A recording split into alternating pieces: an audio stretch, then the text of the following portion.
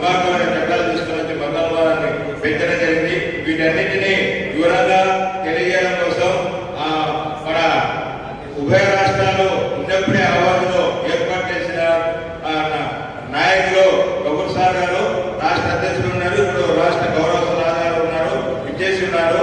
అదేవిధమైన పద్ధతిలో మన అవార్డు రాష్ట్ర కార్యదర్శి గారు ఎన్పిఆర్ ఎన్ఆర్సీసీఐలో బాగా పోరాటాలను నిర్వహించి రాజ్యాంగ ఉద్యమాన్ని నడిపించిన లౌక్య రాజ్యాంగ పరిరక్షణ వేదిక రాష్ట్ర నాయకులు మౌలానా ముస్తా అహ్మద్ గారు ఉన్నారు. వాళ్ళు ముగ్గురు మాట్లాడిన తర్వాత ఏదైనా అభిప్రాయాన్ని మీకు తెలియజేసి ఆ తర్వాత అందరూ భోజేసుకోవాల్సిందిగా కోరుతూ ఇప్పుడు ముందుగా మన అవార్డు రాష్ట్ర గౌరవ సలహాదారు మా కర్నూలు మాజీ ఎమ్మెల్యే గౌరవ్ సార్ మాట్లాడవలసింది కోరుతున్నాను. खासकर मौसम का ध्यान रखते हुए हमारे डिस्ट्रिक्ट के हालात क्या है, मैं मुख्तसर वक्त का ख्याल करते हुए मौलाना महबूब बाशा रशादी दामद बरकत से दरखास्त करता हूँ कि 2 मिनट आप भी जो इंतजार किया इसका बहुत सुंदर है।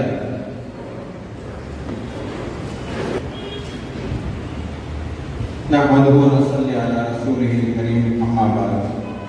अऊज़ु बिल्लाहि मिनश शैतानिर रजीम, बिस्मिल्लाहिर रहमानिर रहीम। वमा अर्सलनाका इल्ला रहमतल लिल आलमीन। मेरे मोहतरम बुजुर्गों और दोस्तों, अल्लाह का बहुत ही बड़ा फजल व करम एहसान हुआ कि आवाज़ कमेटी वाले जो इस दौर के मुसलमानों के साथ जो में काम करने के लिए, आगे बढ़ने के लिए हमारे लिए अल्लाह की मदद आती है। देखिए आज दुनिया में हर लाइन से भी अभी तक लॉकडाउन आया, उसके अंदर मुसलमान कस्म अफसोसी की हालत में थे। आज क्या है, हर लाइन से तकलीफ के अंदर है।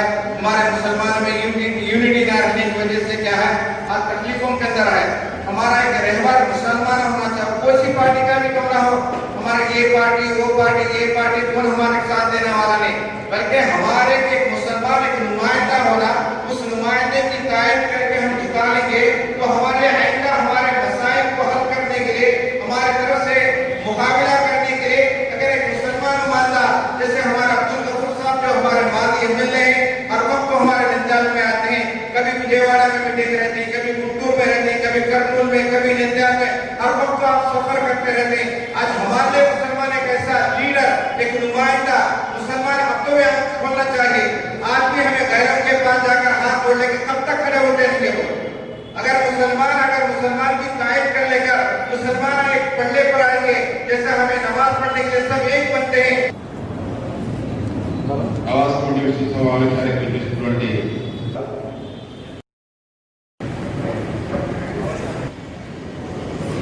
అధికార పార్టీ, ప్రతిపక్ష పార్టీ, పవన్ కళ్యాణ్ పార్టీ, ఈ 3 పార్టీలు కూడా బీజేపీ సేవలో మునిగి ఉన్నాయి.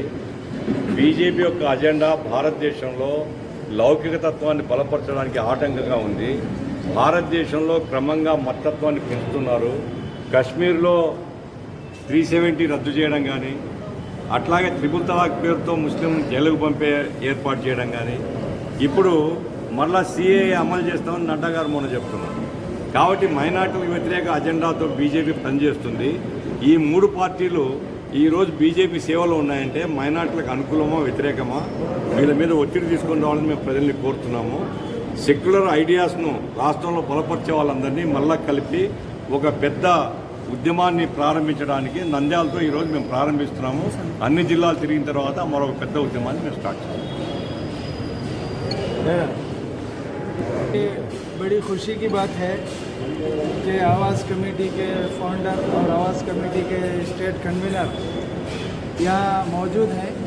नंद्याल से फिर से बीजेपी की तरफ से जो जुल्म और बर्बरियत हो रही है, जो भारत में रहने वाले इंसानों के ख़िलाफ़, कमज़ोर तबक़ात के ख़िलाफ़ जो बीजेपी पॉलिसीज़ अमल कर रही है, उसके ख़िलाफ़ आवाज़ उठाने के लिए सबसे पहले इस आवाज़ कमेटी ने नंद्याल को इंतखाब किया है। मैं उम्मीद करता हूँ कि आगे पूरे स्टेट में कामयाब तरीके से चलेगी। आवाज़ राष्ट्र कन्वीनर దేశంలో రెండవసారి బీజేపీ అధికారంలో వచ్చిన తర్వాత దాని యొక్క మతోన్మాద ధోరణి చాలా తీవ్రంగా విజృంభిస్తూ ఉన్నటువంటి నేపథ్యం, దేశంలో ఆర్థిక దోపిడీ, సామాజిక అణచివేత అనేది చాలా తీవ్రంగా ఉంది. వాళ్ళ యొక్క ప్రజా వ్యతిరేక విధానాలకు నిరసనగా ఈ దేశంలో ఉన్నటువంటి లౌకిక పార్టీలు, లౌకిక శక్తులు అన్నీ కూడా విలంబింపాల్సినటువంటి అవసరం ఉంది. దేశంలో మైనారిటీలపైన, దళితులపైన, మహిళలపైన తీవ్రమైనటువంటి దాడులు జరుగుతూ ఉన్నాయి. ఏదైతే కరోనా సంక్షోభం ఉందో ఆ సంక్షోభ కాలంలో కార్మికుల యొక్క చట్టాలను హరిస్తూ ప్రజా వ్యతిరేక విధానాలను అవలంబిస్తూ ఉన్నారు. ఇలాంటి నేపథ్యంలో దేశంలో ఉన్నటువంటి లౌకిక శక్తులు ఈ మతోన్మాద బీజేపీని ఓడించడానికి, దేశంలో ఇంకొకసారి ఈ లౌకికవాదాన్ని పునరుద్ధరించడం కోసం ఆవాస్ కమిటీగా మనందరూ ప్రయత్నం చేస్తా ఉన్నాం. ఆ ఉద్యమంలో భాగంగానే ఈరోజు నంద్యాలలో ఈ కమిటీ సమావేశం ఏర్పాటు చేయడం జరిగింది. రాబోయే కాలంలో ఈ లౌకికవాద స్ఫూర్తితో ఈ ఉద్యమాన్ని మరింత ముందుకు తీసుకెళ్లేటువంటి ప్రయత్నం చేస్తామని చెప్పి తెలియజేస్తా ఉన్నాం. తూర్పు జిల్లా స్థాయి విస్తృత సమావేశం కార్యక్రమాన్ని ఏర్పాటు చేయడం జరిగింది.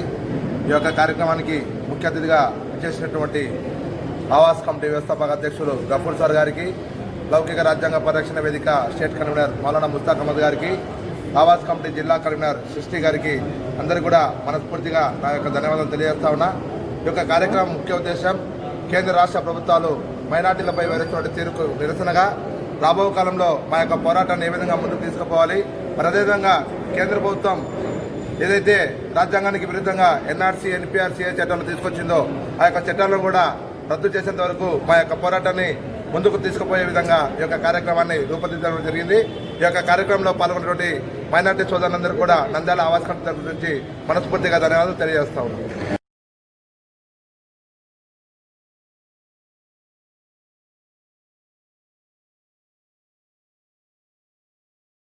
నాయకులు ముందు సృష్టి గారు చెప్పినారు, సీతారాం వెంచర్ గారు అన్నారు. ఆ విధమైన పద్ధతుల్లో అండగా ఉన్న పార్టీ సిపిఎం పార్టీ మైనార్టీల హక్కుల కోసం అనే విషయాలపైన ఆ పార్టీ తూర్పు జిల్లా కార్యదర్శి వెంకటేష్ కుమార్ గారు మాట్లాడుతూ ఆవాస్ గారు, ఆవాస్ రాష్ట్ర కార్యదర్శి గారు, లౌకిక పరిరక్షణ వేదిక రాష్ట్ర కార్యదర్శి ముస్తాక్ మౌలానా గారు, ఇతర పెద్దలు, ఇక్కడ హాజరైనటువంటి సోదరులు, ప్రజా సంఘాల సంబంధించినటువంటి నాయకులు, కార్యకర్తలందరికీ సిపిఎం పార్టీ తరఫున అభినందనలు తెలియజేస్తున్నాను. ఈరోజు ఆవాస్ సమావేశం జరుగుతూ ఉంది. ప్రధానంగా దేశంలో గత 6 నెలల కాలంలో కరోనా విపరీతంగా పెరిగింది. ప్రపంచంలో కరోనా పెరుగుతుంటే భారతదేశం చూస్తూ ఉంటుంది. భారతదేశంలో కరోనా పెరుగుతుంటే ఏమాత్రం సరైన చర్యలు తీసుకోకపోగా ఈరోజు ప్రపంచంలోనే 2వ స్థానంలో కరోనా పెరిగే విషయంలో 2వ స్థానంలో భారతదేశం ఉండే విషయాన్ని మీ దృష్టికి తెలుస్తుంది. అయితే ఈ అరికట్టడంలో దేశ నాయకత్వం, ముఖ్యంగా బీజేపీ మోడీ ప్రభుత్వం మాత్రం ఏమాత్రం సరైన చర్యలు తీసుకోకపోగా ఏదో పూలు చల్లండి, దీపాలు వెలిగించండి, లేదా చప్పట్లు కొట్టండి అని చెప్పేసి ఉచిత సలహాలు ఇచ్చి ఆ రకంగా ప్రజలకు ఏమాత్రం వెసులుబాటు అనేటువంటిది కల్పించకుండా పోయే పరిస్థితి అనేది ఏర్పడింది. 6 నెలల కాలం ఏకపక్షంగా లాక్డౌన్ విధించడం వల్ల కోట్లాది మంది కష్టజీవుల యొక్క పని కోల్పోవాల్సిన పరిస్థితి అనేది ఏర్పడింది. ఫ్యాక్టరీలు మూతపడ్డాయి, పనులు మూతపడ్డాయి, ఎక్కడికక్కడ రహదారులు బంద్ అయిపోయినాయి, ఇబ్బంది అయిపోయింది. ఆ రకంగా కుటుంబాలు గడవడమే కష్టమైన పరిస్థితి అనేటువంటిది కోట్లాది మంది శ్రమజీవుల యొక్క పరిస్థితి అనేటువంటిది ఉంది. అందులో బిల్డింగ్ వర్కర్స్ కావచ్చు, అది తోపుడు పడవలు కావచ్చు, అక్కడ లేదా ఇక్కడ నిర్మాణ సంబంధించిన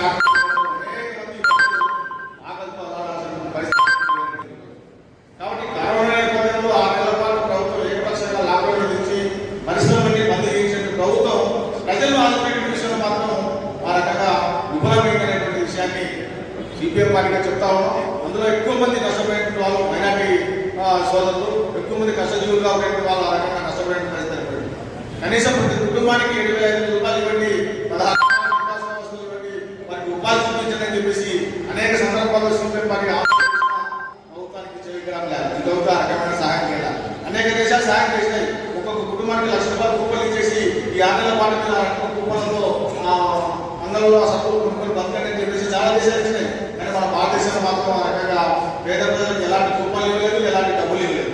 అయితే రూపాయలు చేసుకునేటువంటిది మనం చూస్తా ఉన్నాం. కాబట్టి ఈ రకంగా వ్యతిరేకంగా పనిచేస్తున్నటువంటి ప్రభుత్వ విధానం వ్యతిరేకంగా మనం అందరం చేయగలిగితే పోరాడాల్సిన అవసరం ఉందనేటువంటిది ముందుగా దృష్టి చేస్తూ బీజేపీ ప్రభుత్వం వచ్చినటువంటి 6 నెలల కాలంలో మైనార్టీ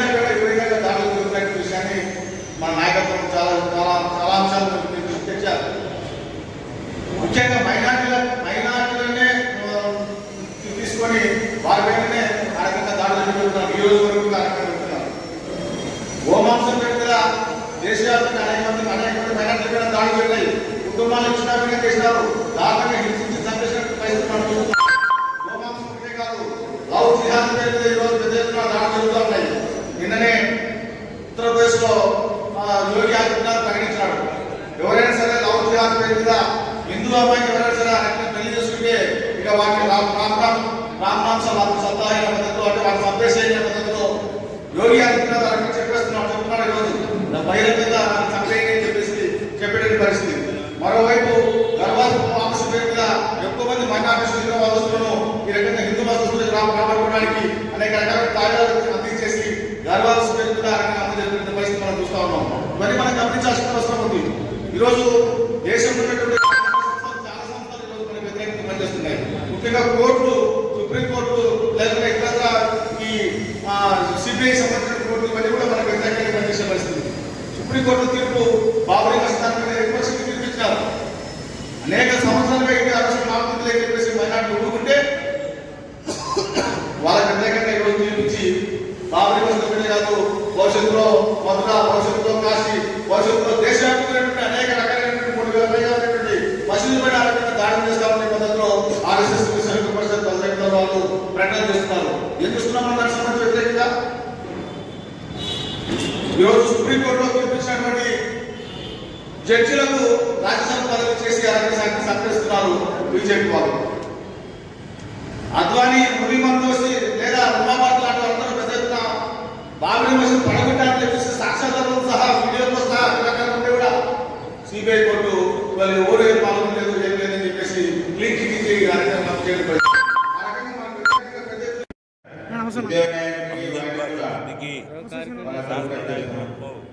సాల్వాలతో సన్మానిస్తున్నారు. రాష్ట్ర గౌరవ సలహాదారులు కార్మిక నాయకుడు, రాష్ట్ర నాయకుడు ఎంఏ కపూర్ గారు, మాజీ ఎమ్మెల్యే గారికి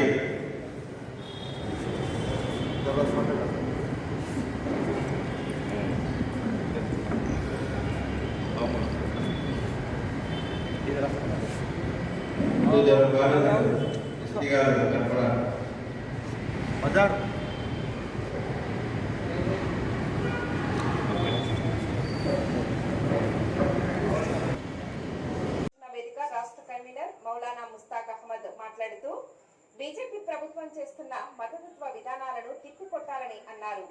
రాజ్యాంగాన్ని కాపాడుకునేందుకు ఐక్యం కావాలని పిలుపునిచ్చారు. కార్యక్రమంలో ఆవాజ్ నాయకులు మస్తాన్ వలి, బాబుల్లా, ప్రజా సంఘాల నాయకులు పాల్గొన్నారు. मैं तहे दिल से शुक्रमंद हूँ और हमारे लोकी का राज्यांग का परिरक्षण वेदिका स्टेट कन्वीनर मौलाना मुश्ताक अहमद रशादी, उन्हों का भी मैं तहे दिल से शुक्रिया अदा करता हूँ और हमारे आवाज के स्टेट कन्वीनर हजरत जनाब चिश्ती साहब दामद बरकातुहुम, उनका भी मैं तहे दिल से शुक्रिया अदा करता हूँ। आखिर में 2 बातें अर्ज कर तमाम के सामने एक बात लाना चाहता हूँ। रियासत आंध्र प्रदेश में 4% रिजर्वेशन का अमल शुरू हुआ। इसकी बहुत बेहतरीन काम करने वाली जो ताकतवर कमेटी थी वो आवाज कमेटी थी और जिसकी आवाज कमेटी आवाज बुलंद कर लोगों के सामने कौमी देहती तकाज़ों को रखती है, मजबूती के साथ काम करती है। जब वो काम करती है तुम तमाम मिलकर तो काम कर सकती है। तुम्हें और ये पार्टी वो पार्टी के बहकाव में आकर हम लोगों को साथ देना छोड़ देंगे, तुम्हारे लोगों की तरफ से वो फायदा हासिल कर लेती है। वेंकैया नायडू बीजेपी चीफ है इस वक्त में बहुत बड़े ओहदे पर उन्होंने बैठ कर आए, वहां पॉलिटिकल की बात नहीं।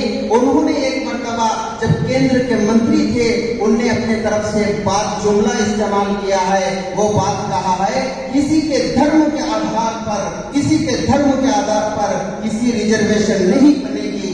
उन्होंने अपनी बात कहा, अब वो ऊंची कुर्सी पर है, वो पॉलिटिकल नहीं बोलेंगे। यानी जब उस वक्त उन्होंने छेड़ा था उस बात को, हमारे आंध्र में 4% रिजर्वेशन है, इसकी पीछे भी अलग कर है ताकि ये भी मिटा दिया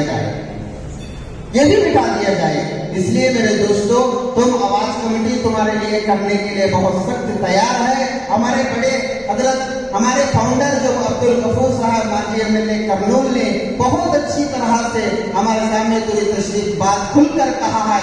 आपसे मेरी दरखास्त है, मेरी खुसूसी दरखास्त है, तुम हमारे साथ देंगे, तुम्हारे हालात करने के लिए हम भी ठहरेंगे, तुम हमारे सामने तकादों को रखेंगे, हम भरपूर तुम्हारे हर छोटी मोटी से बड़े तकादे के लिए हम ठहरेंगे।